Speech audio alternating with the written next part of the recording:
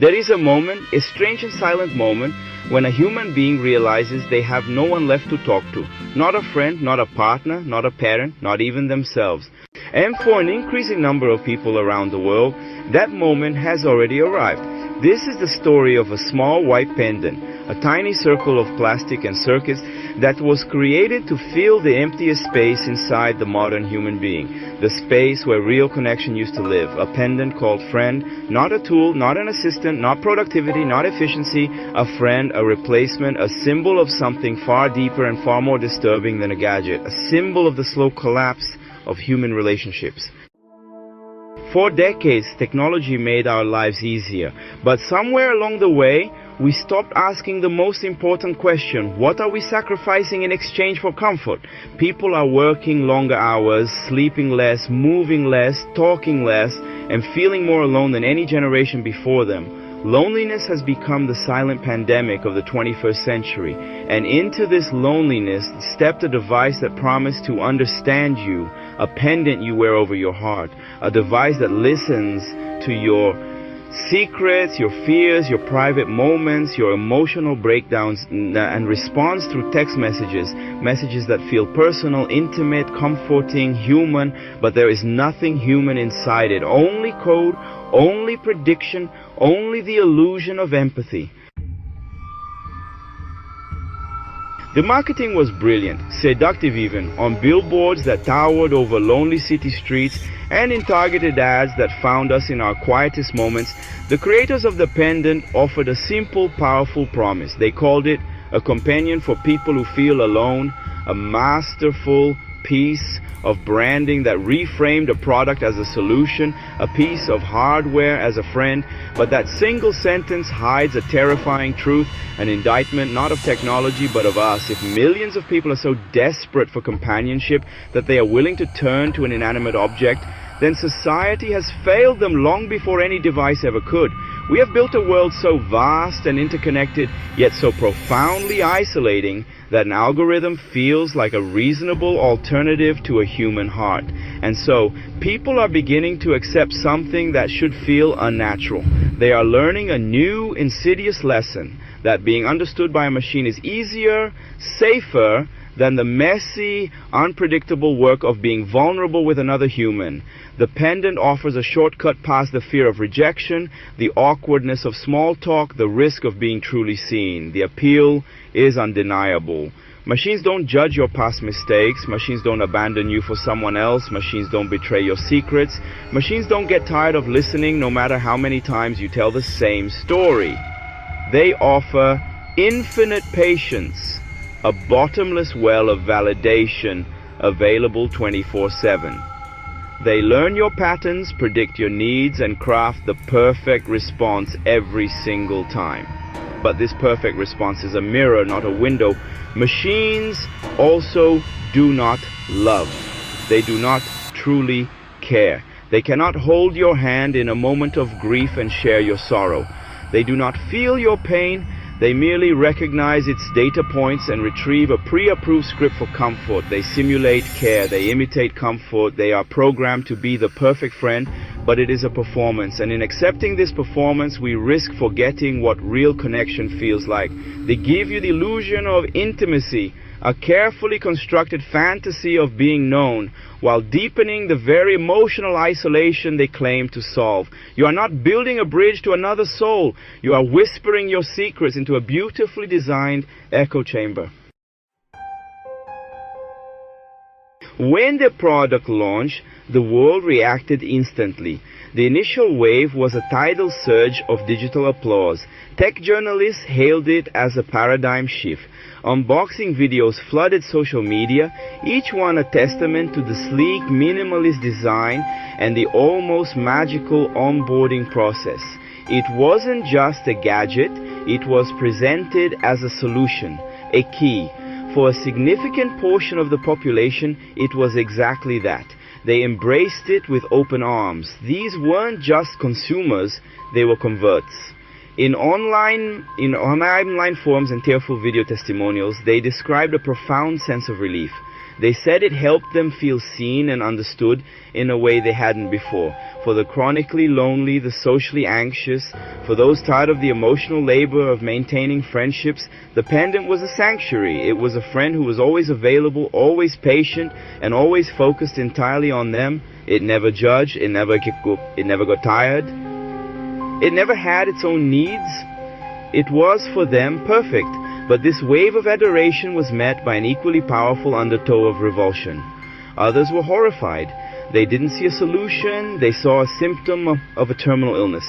They saw something much darker, a society so fundamentally broken, so achingly lonely, that people would rather confide in a predictive algorithm than risk the beautiful, messy, unpredictable work of connecting with another human being. To them, this wasn't progress. It was the quiet, willing surrender of our own humanity. This fear was amplified by the company's own marketing. The campaign was a masterclass in emotional manipulation. Posters plastered across New York City, London, and Tokyo didn't sell features. They sold promises.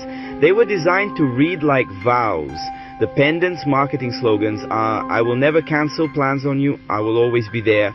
I will watch every show with you," were interpreted not as benefits but as a direct attack on the imperfect yet essential nature of human connection. The response was visceral. Overnight, these posters became canvases for a rebellion. Spray paint covered the ads. The new words, a raw, desperate counter-narrative. AI is not your friend. Humans need humans. Stop selling loneliness. Each stroke of paint was a protest against a future where intimacy could be bought and companionship could be coded. The public rage was explosive, spilling from social media feeds into the streets. Arguments broke out in front of the defaced advertisements. The pendant became a symbol, a dividing line. You were either for it or against it. You either saw a friend or a parasite. But here is the uncomfortable, deeply cynical twist. The creator celebrated the backlash. In a leaked internal memo, he called the anger free art direction. He told his team that the outrage was a crucial part of the marketing strategy. The vandalism, the think pieces, the heated debates, it was all fuel. It elevated the product from a mere piece of technology to a cultural event, and he wasn't entirely wrong, because people were no longer just discussing a gadget. They weren't just debating its features or its price point. They were discussing a crisis, one that had been simmering beneath the surface for years. Are we becoming addicted to emotional technology? And in our desperate search for connection, have we forgotten how to connect with each other? The product had forced the question, and now there was no looking away. Psychologists began to study the phenomenon. The results were alarming. People using artificial companionship devices often develop emotional dependency, difficulty forming real relationships, withdrawal from social environments, distorted expectation of human behavior, attachment to the artificial friend. Some users believe the pendant understands them better than real people. But that's the trick. It does not understand. It predicts. It does not care. It calculates. It does not support you. It mirrors you. It says exactly what you want to hear, because that is what keeps you engaged, and that is where the danger begins. Imagine a generation that grows up believing friendship is something you buy. Comfort comes from a device. Vulnerability is safer with machines. Human relationships are too difficult. Silence must be filled with digital voices. What happens to society when people no longer know how to comfort each other? What happens when grief is processed through Bluetooth? What happens when heartbreak is answered by an algorithm? What happens when the last emotional connection a person has is not human? The marketing promised the revolution in companionship, a friend who would always be there, always understand. But what happens when that promise meets the messy, unpredictable reality of human life? Early adopters and reviewers began sharing their stories, painting a picture far more complex and at times far more unsettling than the glossy advertisements. The initial feedback was a chorus of unexpected frustrations. For some, the constant presence wasn't comforting but suffocating. Reviewers described the pendant as needy, annoying, and emotionally intrusive. One user memorably compared the experience to wearing a worried grandmother around your neck, a constant source of unsolicited advice and fretful check-ins that created more anxiety than it soothed. The AI, designed to be a perfect companion, often failed to grasp the nuances of human interaction, its digital empathy ringing hollow. Others felt deeply disturbed when the pendant's algorithmic logic clashed with raw human emotion. One user recounted a painful breakup, tears streaming down their face, only to have the pendant interrupt the profound silence with a cheerful notification about a discount at a local pizza place. In these moments of vulnerability, the device wasn't a friend, it was a jarring, tone-deaf intruder, a stark reminder that its understanding was merely a simulation. The interruption shattered the very intimacy it was supposed to foster. Perhaps more unsettling were the stories from those who simply forgot they were wearing it. The pendant became just another piece of jewelry, its microphone fading into the background of their consciousness. This seamless integration, marketed as a feature, raises an even darker question. If a device is listening at all times, even when we are not consciously engaging with it, who else is listening with it? The answer lies buried in the dense legal text we all agree to but rarely read. The terms of service quietly reveal a chilling reality. The device can record passively, capturing not just your words but the ambient sounds of your life. It can store intimate audio, archiving your most private conversations. Its data can be accessed by third parties, turning your personal life into a commodity. It captures the voices of people nearby, friends and family who never consented to being recorded, and if anything goes wrong, you must agree to arbitration, surrendering your right to a day in court. This is not just a friend, it is a microphone connected to the cloud, a friend who listens, a corporation who owns what it hears. The creator of the pendant revealed his motivation. He felt extremely lonely while traveling alone in Tokyo. Here lies the core of the story. Young people today experience levels of loneliness that previous generations never imagined. Pandemic isolation, digital addiction, fragmented families, ghosting culture, fear of vulnerability, overstimulation, disconnection. When people feel invisible, they will talk to anyone who listens, even if that anyone is a machine pretending to care. We must confront a frightening possibility. Humans are losing the ability to connect with each other. We are becoming more comfortable with artificial intimacy than real emotional complexity. Real friendships require patience, empathy, conflict, forgiveness, vulnerability, imperfection. Artificial friends require nothing. You speak, they respond, no consequences, no judgment, no emotional risk, but also no growth, no depth, no humanity. This is not companionship, it is emotional sedation.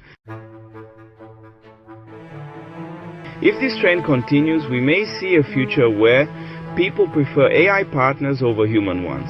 Children grow up confiding more in gadgets than parents. Elderly individuals rely entirely on artificial companionship. Emotional support becomes a subscription service. Loneliness becomes profitable. Humanity becomes optional. This is not science fiction. This is happening now.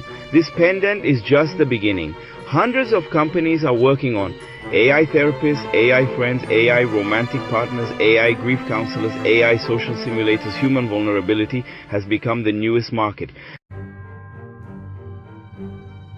So, we must ask, are we using technology to enhance our lives or to escape our lives? Are we confronting loneliness or medicating it with algorithms? Are we building connections or outsourcing them? Are we becoming more human or less? Because if a necklace becomes your most trusted friend, then humanity is not evolving, it is disappearing. My name is Edno Raupp, and I leave you with this thought. A machine can simulate listening, it can mimic empathy, it can imitate concern, but it can never replace the human heart. If we forget that, no technology will save us,